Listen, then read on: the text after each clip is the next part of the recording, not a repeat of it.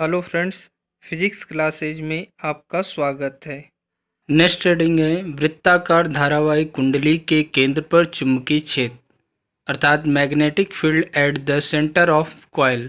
जब किसी वृत्ताकार कुंडली में धारा प्रवाहित की जाती है तो उस धारा के कारण इस कुंडली के चारों तरफ एक चुंबकीय क्षेत्र उत्पन्न हो जाता है। यदि वृत्ताकार कुंडली कागज तल में रखी हो तो इसके चारों तरफ उत्पन्न चुंबकीय क्षेत्र कागज तल के लंबवत होगी। वृत्ताकार कुंडली के कारण जो उत्पन्न चुंबकीय क्षेत्र है उसकी दिशा को दाएं हाथ की हथेली के नियम के अनुसार ज्ञात किया जा सकता है। जब कुंडली में धारा दक्षिणावर्त अर्थात एंटी क्लॉकवाइज बहती है तो चुंबकीय क्षेत्र की दिशा कागज तल के लंबवत नीचे की तरफ होती है, किंतु जब धारा वामावर्त अर्थात क्लॉकवाइज दिशा में बह रही हो तो चुंबकीय क्षेत्र की जो दिशा होगी वह कागज तल के लंबवत ऊपर की ओर होती है।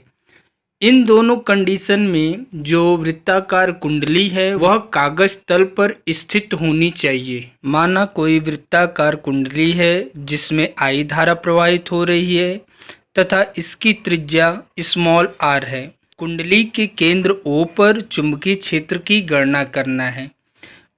अब हम कुंडली को कई छोटे छोटे भागों में बांट देते हैं तथा सभी के कारण केंद्र पर चुंबकीय क्षेत्र की गणना कर लेते हैं। उन सभी चुंबकीय क्षेत्र को जोड़ दें तो केंद्र पर उत्पन्न चुंबकीय क्षेत्र का मान ज्ञात हो जाता है।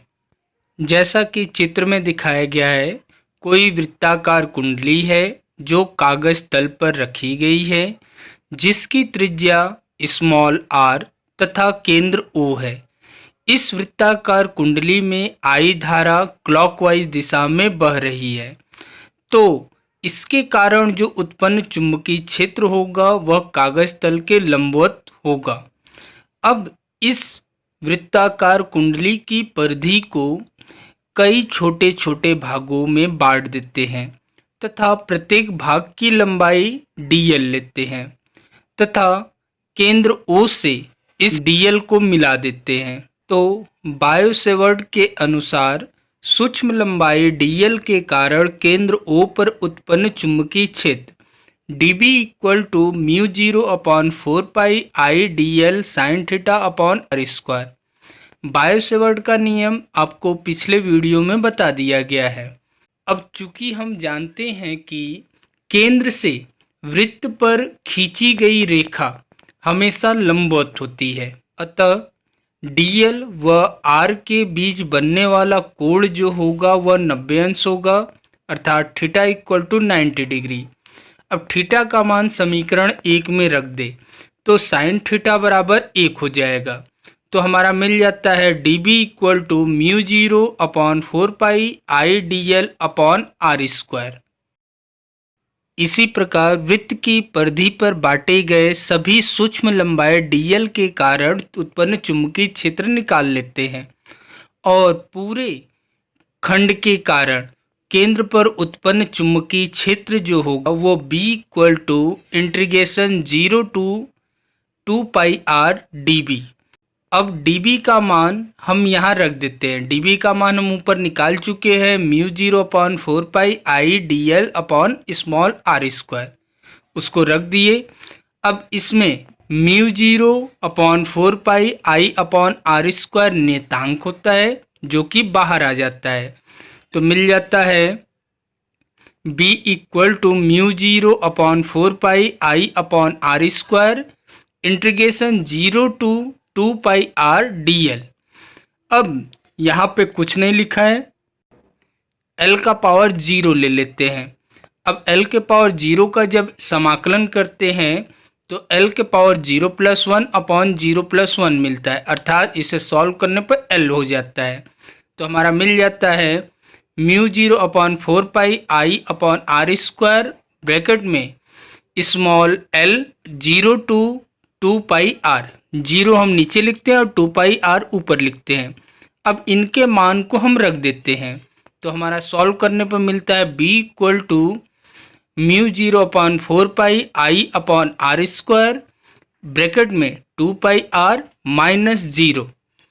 अब इसे सॉल्व कर लेंगे तो हमारा हो जाएगा b equal to mu 0 upon 4 pi I upon are square into 2 pi r. अब स्मॉल r से स्मॉल r कैंसिल हो जाता है और पाई से पाई और 2 से 4 को काट देते हैं, जो कि 2 बार में कट जाता है। सॉल्व करने पर मिलता है mu 0 upon 2 I upon are.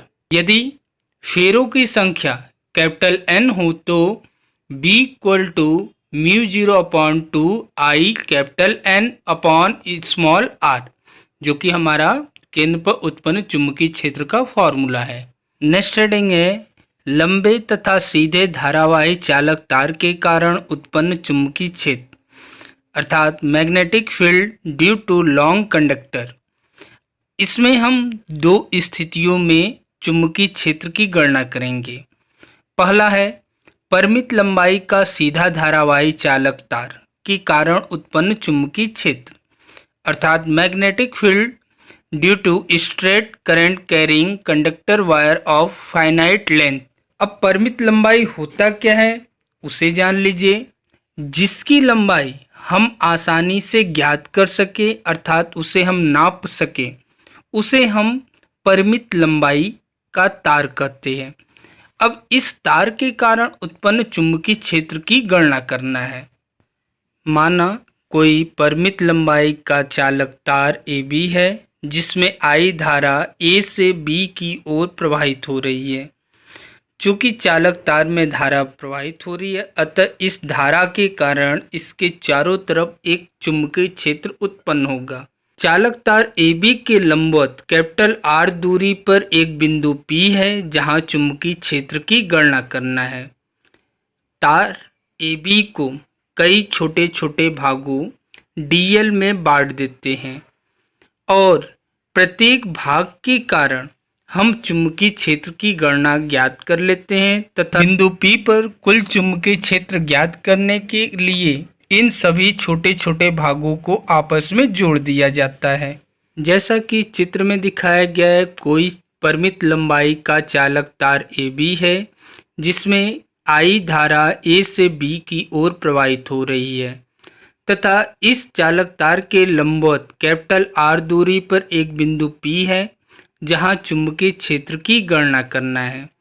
बिंदु P से A व B को आपस में मिला देते हैं जो क्रमशः φ1 व φ2 कोण बनाते हैं जैसा कि चित्र में दिखाया गया है तथा इस चालक तार को कई छोटे छोटे भागों में बांट देते हैं और प्रत्येक भाग की लंबाई dl लेते हैं।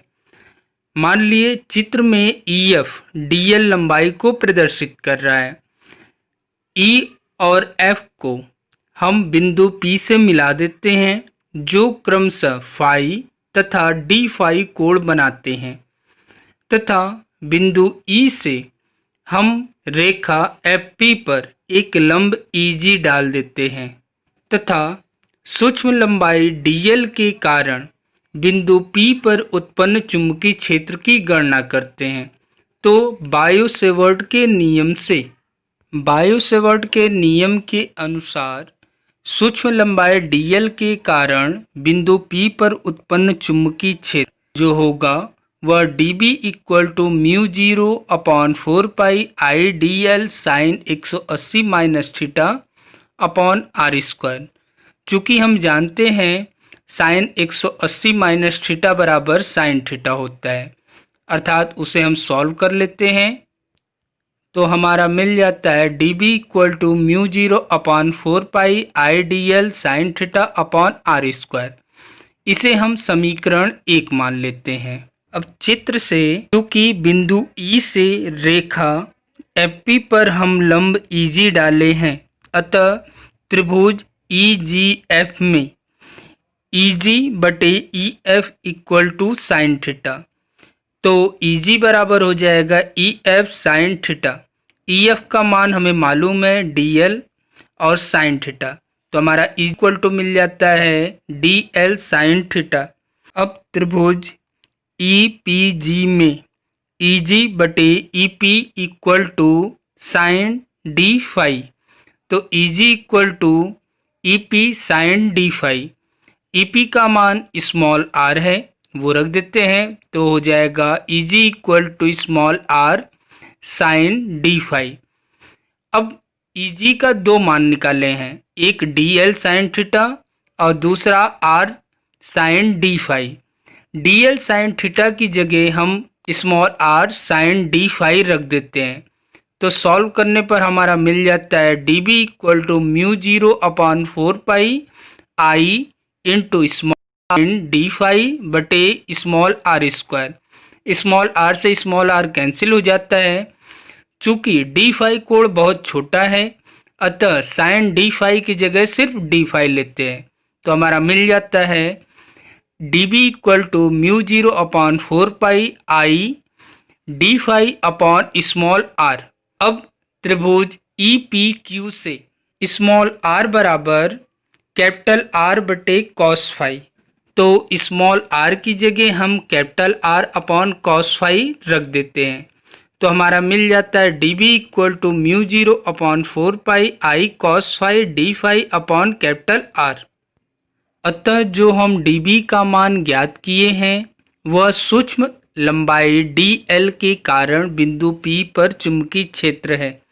अतः पूरे चालक तार AB के कारण P पर उत्पन्न चुंबकीय क्षेत्र का जो मान हो B equal to integration minus phi 1 से phi 2 mu 0 upon 4 pi I upon capital R cos phi d phi होगा। चूँकि यहाँ माइनस फाई 1 लिया गया है क्योंकि यह नीचे के डायरेक्शन में है, अतः इसे हम सॉल्व कर लेते हैं, तो हमारा मिल जाता है B equal to mu 0 upon 4 pi I upon capital R, और कॉस फाई का जो समाकलन होता है वह साइन फाई होता है, तो हो जाएगा ब्रैकेट में साइन फाई और माइनस फाई 1 से फाई 2।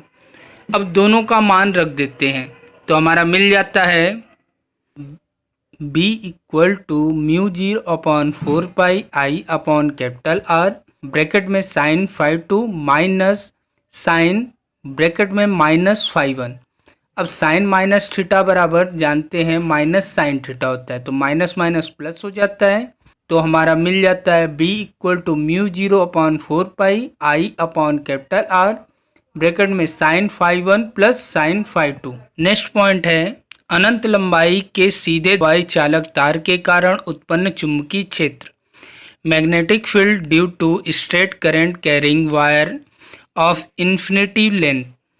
चूँकि हम परिमित लंबाई के कारण उत्पन्न चुंबकीय क्षेत्र की गणना कर चुके हैं, अर्थात B equal to mu 0 upon 4 pi I upon capital R bracket में sine phi 1 plus sine phi 2। चूँकि जब यह तार अनंत लंबाई का होता है तो phi 1 equal to phi 2 equal to pi by 2 या 90 अंश लेते हैं, अतः फाई 1 व फाई 2 के मान रख देते हैं, तो B इक्वल टू मिल जाता है mu 0 upon 4 pi I upon capital R bracket में साइन 90 प्लस साइन 90। चूँकि हम जानते हैं साइन 90 का मान 1 होता है, तो हमारा ब्रैकेट के अंदर वाला जो पार्ट है वो हो जाएगा 1 प्लस 1, यानी उन्हें जोड़ देंगे तो 2 हो जाएगा। अतः सूत्र में जब यह मान रख देते हैं और सॉल्व कर लेते हैं तो अनंत लंबाई के कारण पर उत्पन्न चुंबकीय क्षेत्र का मान होता है वह हो जाएगा B equal to mu 0 upon 4 pi into 2I upon capital R। अब 4 को हम 2 से काट देते हैं तो 2 बार में कट जाता है, तो हमारा मिल जाता है B equal to mu 0 I upon 2 pi into capital R, जो कि हमारा फॉर्मूला होता है। वीडियो को अंत तक देखने के लिए धन्यवाद। जो चैनल पर नया हो चैनल को सब्सक्राइब कर ले, नोटिफिकेशन बेल ऑन कर ले तथा लाइक, शेयर एवं कमेंट करना ना भूले।